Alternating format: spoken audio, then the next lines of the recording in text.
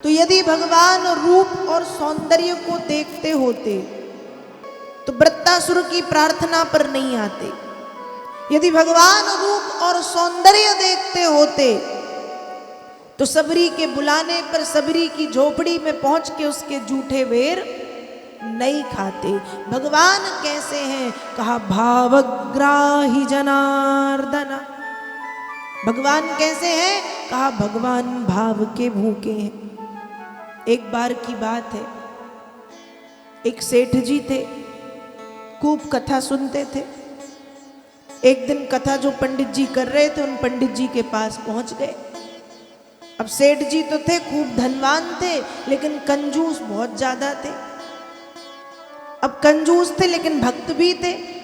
पंडित जी के पास पहुंचे और हाथ जोड़ के कहते, पंडित जी कोई ऐसी पूजन विधि बता दो कि भगवान को जो दुनिया का जितना है सब चढ़ा दूं, लेकिन पैसा ना लगे। पंडित जी भी मुस्कुराने लगे। पंडित जी कहते, चलो ठीक है बता देता हूं, एक काम किया करे। किसका पूजन करते हो तुम सबसे ज्यादा? सेठ जी राजस्थान के थे तो कहते हैं श्रीनाथ जी का पूजन करता हूं। ठीक है, श्रीनाथ जी का पूजन।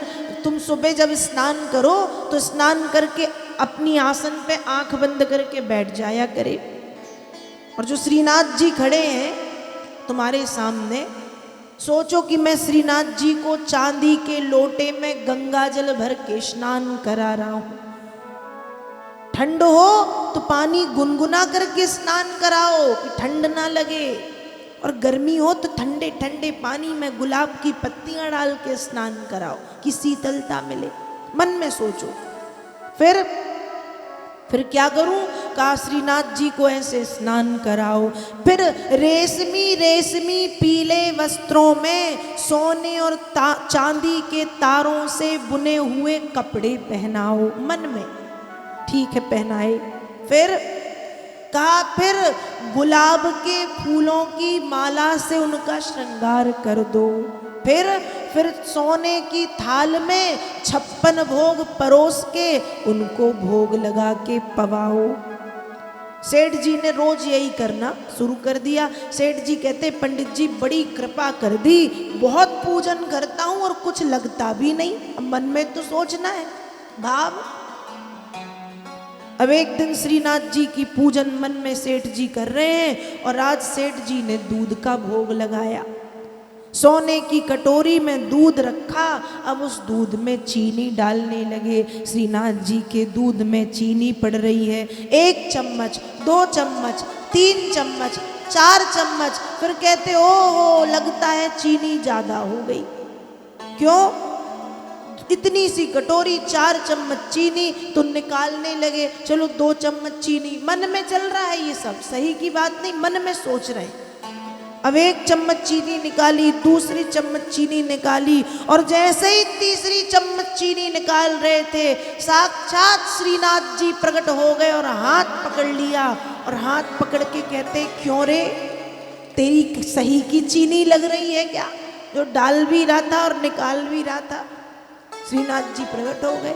मतलब भगवान कैसे हैं? भगवान भाव के भूखे, इसलिए कहते हैं, कहा भगवान भाव के भूखे हैं। भावग्राही जनार्दना, भाव के भूखे। भगवान कहते हैं, भैया मैं इतना बड़ा हूं कि समुद्र में नहीं डूब सकता। मैं इतना बड़ा हूं कि समुद्र में नहीं डूब सकता। सैकड़ों समुद्र मुझ में डूब जाए, मैं इतना बड़ा हूं। लेकिन मैं इतना छोटा हूं कि भक्त के नेत्र से निकलने वाले एक बूंद अश्रु के बिंदु में मैं डूब जाता हूं। जो सिंधु में नहीं डूबता, वो आंखों से निकलने वाले आंसू के एक बिंदु में डूब जाते हैं। भगवान भाव के भूखे, भावग्राही जनार्दन। भगवान भाव के भूखे हैं। तो भगवान भाव के भूखे हैं। और गोपियों ने श्रृंगार किया है, तो गोपी काजल लगाती है तो पूरे चेहरे पे लगाती, तो दूसरी गोपियां कहती हैं ऐसे मत जाओ, ऐसे मत जाओ, ऐसे मत जाओ।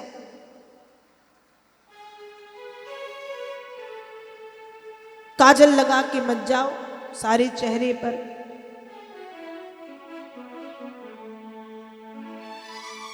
सारे चेहरे पर काजल लगा करके मत जाओ। तो दूसरी गोपी कहती है, जो काजल लगाई थी चेहरे पे, वो कह रही है कि मैं तो ऐसे ही जाऊंगी। गोपी कहती कृष्ण देखेंगे भी नहीं। कहा तुम सबसे ज्यादा मुझे देखेंगे। क्यों? क्योंकि वो चेहरे की सुंदरता को नहीं, भक्त के मन की पवित्रता और भाव की पवित्रता को देखते हैं। मैं तो ऐसे ही जाऊंगी। मुझे देखने का पहला कारण वो भाव के भूखे हैं, और मुझे देखने का दूसरा कारण, पहला कारण भाव के भूखे हैं, इसलिए मुझे देखेंगे। वो सुंदरता को नहीं, मन की पवित्रता, मन के भावों को देखते हैं। और मुझे देखने का दूसरा कारण यह है, मुझे देखने का दूसरा कारण यह है कि कृष्ण भी काले और मैं भी काली, हम दोनों काले काले, तो अपने रंग वाली को ज्यादा देखेंगे। तुम तो इतनी सारी हो गोरी गोरी, काली तो एक ही जाएगी ना।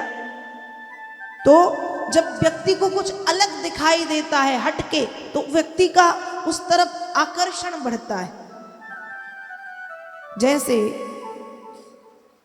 सब एक से हैं लेकिन कोई बिल्कुल अलग से आ जाए, जैसे हम भारतीयों के बीच में यदि एक विदेशी आ जाए तो हम उसी को देखते हैं ना। आज कुछ ऐसे ही है, खूब गोपियां सज धज के गई, एक गोपी पूरे चेहरे में काजल लगा के, तो वो कह रही है तुम तो इतनी सारी हो, लेकिन मैं काली कलूटी एक ही हूं, इसलिए तुम सबसे ज्यादा कृष्ण मुझे देखेंगे। ऐसी गोपियां कोई धैर्य, मर्यादा, संकोच आदि सब का त्याग करते हुए चली जा रही हैं, उल्टा सीधा श्रृंगार करके। किसी ने काजल चेहरे पे लगाया, किसी ने पैरों की पायलों को जोड़ के गले का हार बना लिया, किसी ने एक कान में कुंडल पहना, दूसरे कान में पहनना ही भूल गई।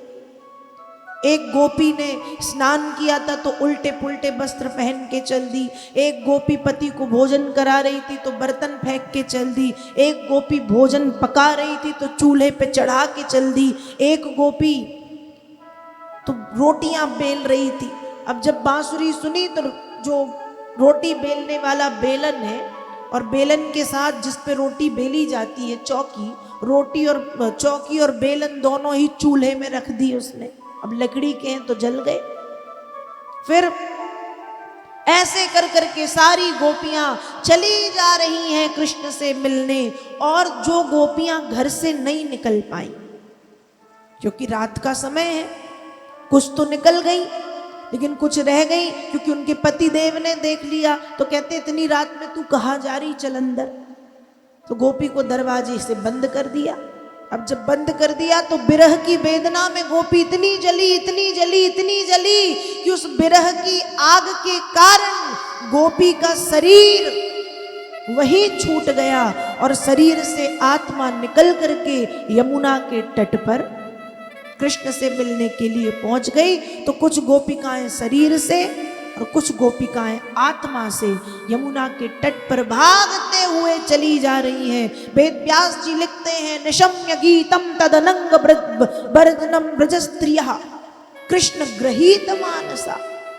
ब्रज स्त्रियों के मन को गोविंद ने ग्रहित, इतना ज्यादा अपने वश में कर लिया है कि धैर्य, मर्यादा, संकोच सबका त्याग करते हुए कृष्ण कृष्ण कहते हुए भागी चली जा रही हैं। वेद व्यास जी से पूछा गया कि जब गोपियां दौड़ते हुए जा रही थी भगवान, तो गोपियों के दौड़ने की गति क्या थी? वेद व्यास जी कहते हैं तब मेरे पास कोई गति को मापने वाला यंत्र तो नहीं था, लेकिन जब गोपियां दौड़ रही थी तो गोपियों के कानों के जो कुंडल हैं वे बड़ी जोर जोर से हिल रहे थे। माताएं कानों में कुंडल पहनती हैं, लेकिन जब साधारण रूप से बैठी रहती हैं या चलती हैं नॉर्मल तरीके से धीरे धीरे, तो कानों के कुंडल हिलते नहीं, लेकिन आप जब भागोगी या तेज चलोगी या ज्यादा हिलोगी डुलोगी तो कानों के कुंडल भी हिलने लगते हैं। तो वेदव्यास जी लिखते हैं कि गोपिकाओं के चलने की गति इतनी अधिक है कि जब लोल कुंडला, कानों के कुंडल हिल रहे हैं आगे पीछे बार बार। धैर्य मर्यादा संकोच सभी को एक तरफ रख के भागते हुए गोपियां कृष्ण कृष्ण कहते हुए चली जा रही हैं। और यहां भगवान ने जब एक साथ देखा ब्रज की विभूतियों को आते हुए, गोपियां सिर्फ गोपियां नहीं हैं, गोपियां ब्रज की विभूति हैं, ब्रज की शक्तियों का नाम है गोपी। ये जो गोपी है कोई साधारण कोई ग्वालिनी नहीं थी। जब राम जी 14 वर्ष के वनवास के लिए निकले और दंडक वन से जब राम जी निकल रहे थे, दंडक वन की ऋषि पत्नियों ने राम जी से कहा, भगवान हमने आपका दर्शन तो बहुत किया है ग्रंथों के माध्यम से, अध्ययन के माध्यम से, लेकिन आज तक आपका सानिध्य प्राप्त नहीं हुआ। भगवान हम भी आपका सानिध्य प्राप्त करना चाहते हैं। राम जी ने ऋषि पत्नियों से कहा, अभी तो मैं एक पत्नी व्रतधारी हूं, रामावतार में हूं, लेकिन जब द्वापर में 16 कलाओं के साथ कृष्ण बन करके आऊंगा तो आप सब मेरी गोपी बन करके पधारिए। तो दंडक वन की ऋषि पत्नियां गोपी बन करके पहुंची। जब राम जी जनकपुरी पहुंचे सीता स्वयंवर में, और जनकपुर की देवियों ने जब राम जी के सौंदर्य को देखा तो जनकपुर की देवियों के मन में भी ये भाव आया कि प्रभु कभी हमें भी आपका सानिध्य मिले। भगवान ने उनसे भी यही कहा कि अभी तो मैं राम हूं, एक व्रतधारी, एक पत्नी व्रतधारी, लेकिन जब द्वापर में कृष्ण बन के 16 कलाओं के साथ पूर्ण रूप में आऊंगा, उस समय आप सब मेरी गोपी बन करके पधारिए। तो दंडक वन की ऋषि पत्नियां, जनकपुर की देवियां और वेदों की ऋचाएं, वेदों की ऋचाओं ने भी कहा कि भगवान आपका वर्णन तो बहुत किया है। स्वस्ति न इंद्रो वृद्धसवाः स्वस्ति नः पूषा विश्ववेदाः स्वस्ति नस्तार्क्ष्यो अरिष्टनेमि स्वस्ति नो बृहस्पतिर्दधातु। आपका वर्णन तो बहुत किया लेकिन दर्शन नहीं कर पाए। तो वेदों की ऋचाओं से भी यही कहा कि जब कृष्ण बन के आऊंगा तो गोपी बन करके पधार जाना। तो वेदों की ऋचाएं, दंडक वन की ऋषि पत्नियां और जनकपुर की देवियां गोपी बन करके पधारी हैं। और आज जब ब्रज की विभूतियां भागते हुए आ रही हैं